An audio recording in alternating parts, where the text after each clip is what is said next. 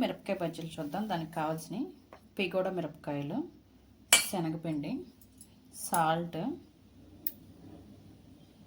కారం, వాము కొద్దిగా, బేకింగ్ సోడా కొంచెం. బజ్జీలకి ఇప్పుడు మనం పిండి కలుపుకుందాం. దానికి కొద్దిగా ఉప్పు, కొద్దిగా బేకింగ్ సోడా, వాముని కొంచెం చేతిలో ఇలాగ నలుపుకొని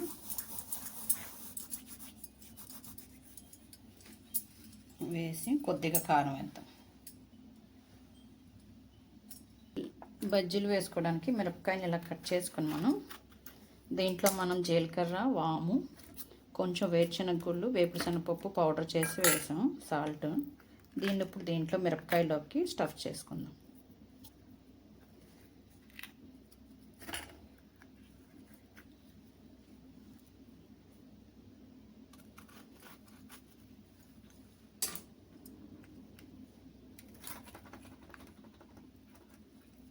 మిరపకాయలోకి ఇలాగా ఈ పేస్ట్ అంతా కూడా పెట్టుకొని కొంచెం నిమ్మరసం పిండుకుంటే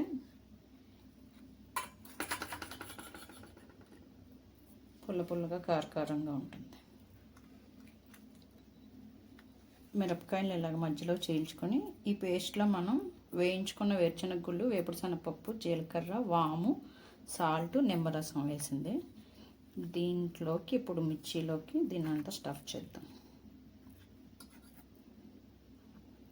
కారం కావాలనుకున్న వాళ్ళు కొంచెం కారం కలుపుకోవచ్చు. మిరపకాయ బజ్జీ ఆల్రెడీ కొంచెం కారంగా ఉంటుంది కాబట్టి పిల్లలు మళ్ళీ తినాలంటే తింటారు. ఈ పేస్ట్ అంతా స్టఫ్ చేసేసుకొని మనం తర్వాత బజ్జీలు వేయించుకుందాం. బజ్జీలు వేసుకోవడానికి ఆయిల్ ప్యాన్ పెట్టుకొని మనం ఆయిల్ వేడెక్కాక పిండిని కలుపుకుందాం. కొంచెం వాటర్ పోసుకుంటూ కలుపుకుందాం.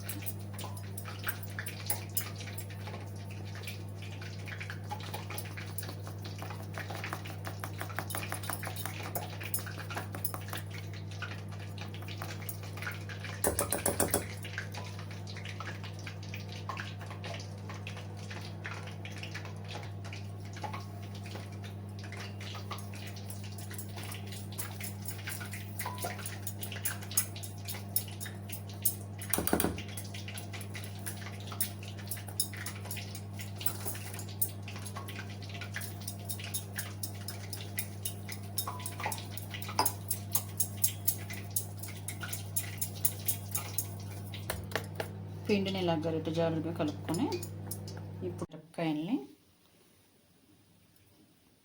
పిండిలో ముంచుకొని పిండి ఇలాగా గ్లాస్లో కానీ ఏదన్నా టంబ్లర్లో కానీ వేసుకొని పొడవుకున్న దాంట్లో మనకి మిరపకాయ ముంచడానికి ఈజీగా ఉంటుంది.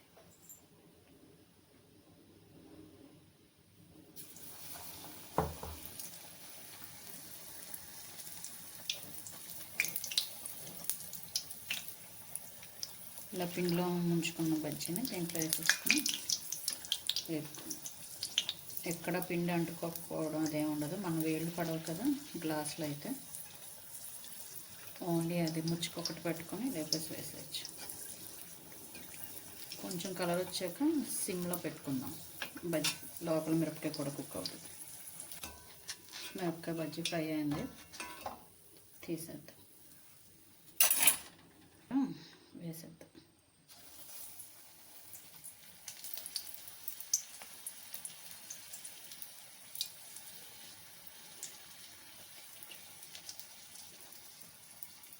ఇలా గ్లాసులో వేసుకుంటే మనకి ఈ తొడిమ పట్టుకొని రౌండ్గా తిప్పితే పిండి అంతా దీనికి స్ప్రెడ్ అవుతుంది. ఇప్పుడు మనం బజ్జీ వేసేయడానికి ఈజీగా ఉంటుంది.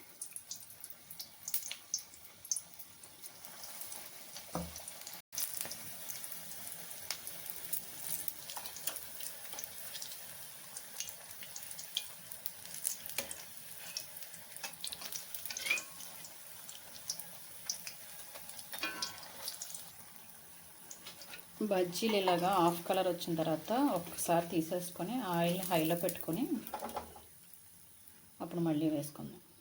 క్రిస్పీగా గోల్డెన్ కలర్ వస్తాయి. ఆయిల్ మాత్రం హైలోనే ఉండాలి.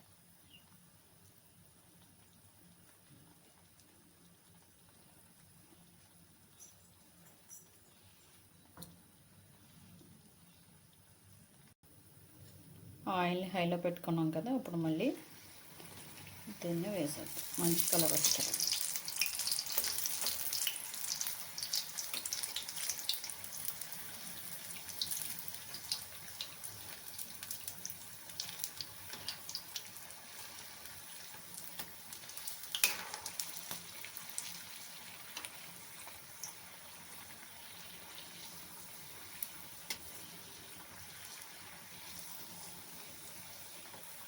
ఇలా ఒకసారి వేయించుకుని తీసేసుకుని మళ్ళీ ఆయిల్ వేసుకుంటే క్రిస్పీగా చాలా ఎక్కువసేపు ఉంటుంది, మెత్తపడ. ఇప్పుడు ఇవి ఫ్రై అయిపోయినాయి, తీసేద్దాం.